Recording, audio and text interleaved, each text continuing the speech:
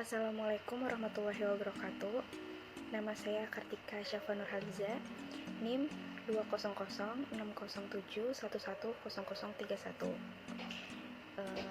Kelas Manajemen Perpustakaan dan Pusat Informasi B. Saya akan mereview jurnal tentang kontribusi lembaga informasi di era disrupsi dan globalisasi. Judul jurnal yaitu Kontribusi Lembaga Informasi di Era Disrupsi dan Globalisasi, dengan penulis yaitu Rosiana Nurwa Indah.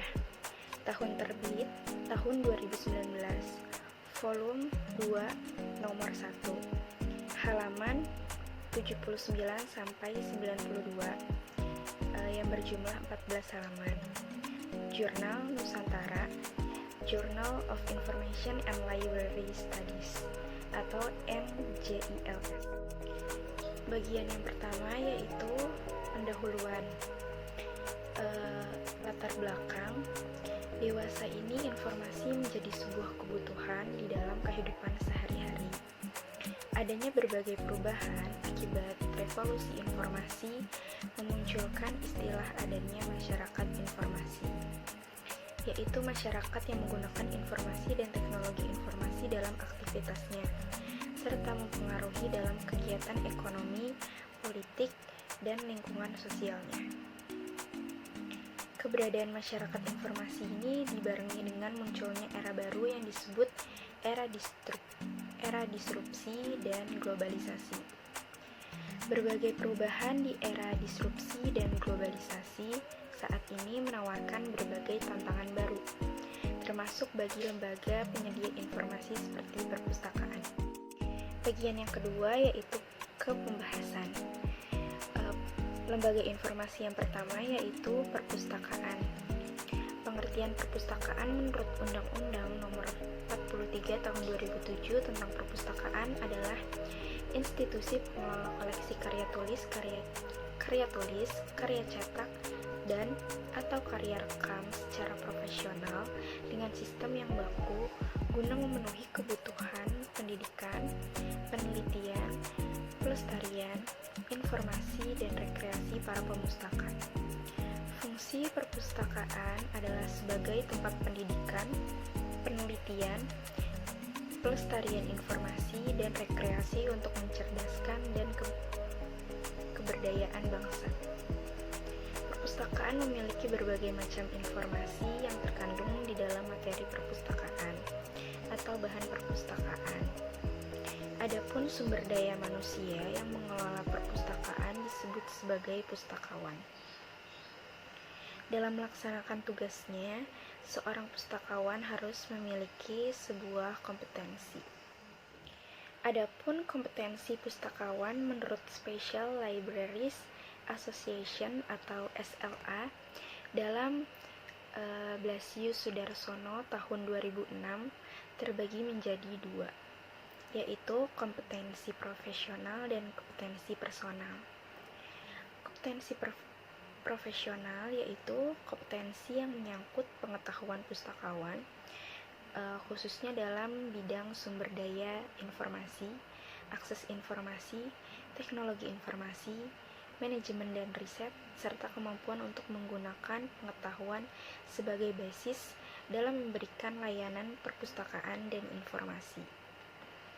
Yang kedua, kompetensi personal, yaitu kompetensi atau keterampilan dan keahlian, sikap, dan nilai yang memungkinkan pustakawan bekerja secara efisien, menjadi komunikator yang baik, memusatkan perhatian pada semangat belajar, dapat mendemonstrasikan nilai tambah atas karyanya, dan selalu dapat bertahan dalam dunia kerja yang baru. Lembaga informasi yang kedua yaitu kearsipan. Arsip menurut Undang-Undang Nomor 43 Tahun 2009 adalah arsip merupakan rekaman kegiatan atau peristiwa dalam berbagai bentuk dan media sesuai dengan perkembangan teknologi informasi dan komunikasi yang dibuat dan diterima oleh lembaga negara.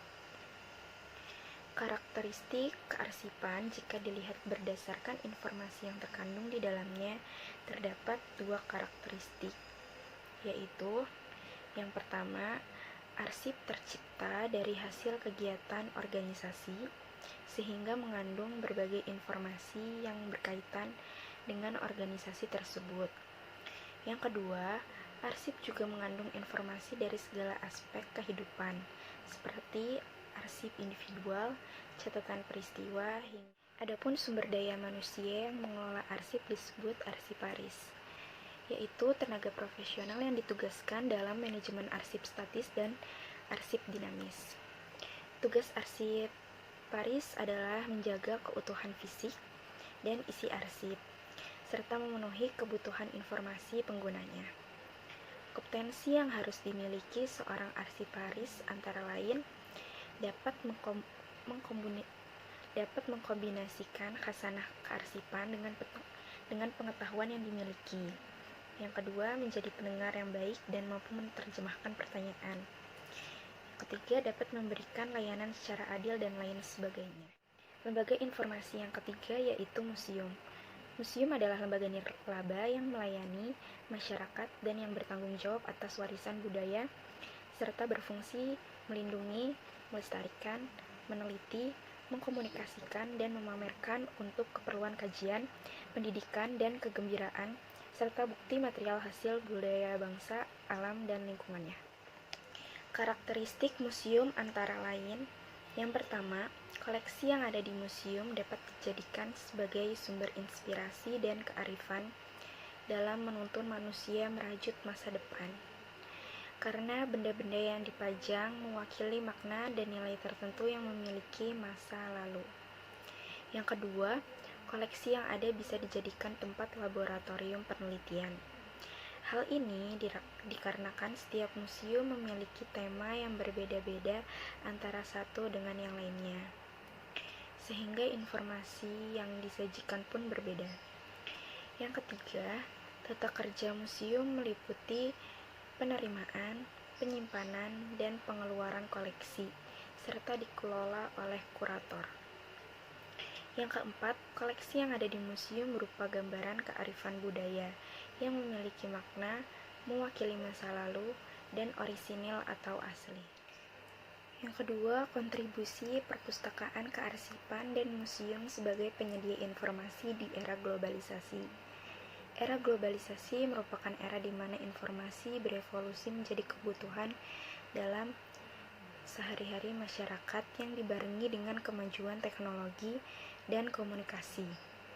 Adanya berbagai perubahan ini menjadikan lembaga informasi seperti perpustakaan, kearsipan, dan museum menghadapi tantangan baru agar tetap menjaga eksistensinya di tengah masyarakat dan dalam menghadapi persaingan dengan berbagai kompetitornya. Peran yang bisa dilakukan oleh perpustakaan adalah kemampuan perpustakaan melalui kompetensi pustakawannya dalam memfilter informasi yang ada. Dalam melaksanakan perannya sebagai pemfilter informasi, perpustakaan melalui pustakawannya dapat berperan dalam menyeleksi atau memfilter informasi yang ada. Namun dalam menyeleksi atau memfilter informasi tersebut perlu adanya penguasaan pengetahuan dasar yang nantinya akan digunakan dalam menyeleksi informasi.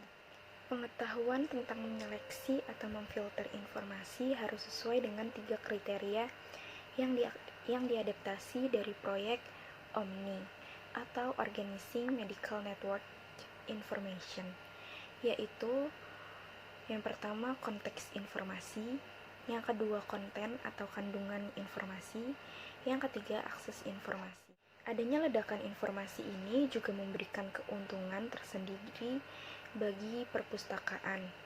Keuntungannya adalah adanya keberagaman informasi yang dapat diakses dan digunakan oleh perpustakaan dalam memenuhi kebutuhan informasi pemustakanya.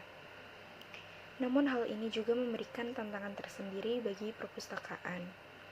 Hal ini dikarenakan masyarakat menuntut adanya keterbukaan informasi yang dapat mereka akses mengenai berbagai hal yang ingin mereka ketahui. Sekian dari saya, kurang lebihnya mohon maaf. Wassalamualaikum warahmatullahi wabarakatuh.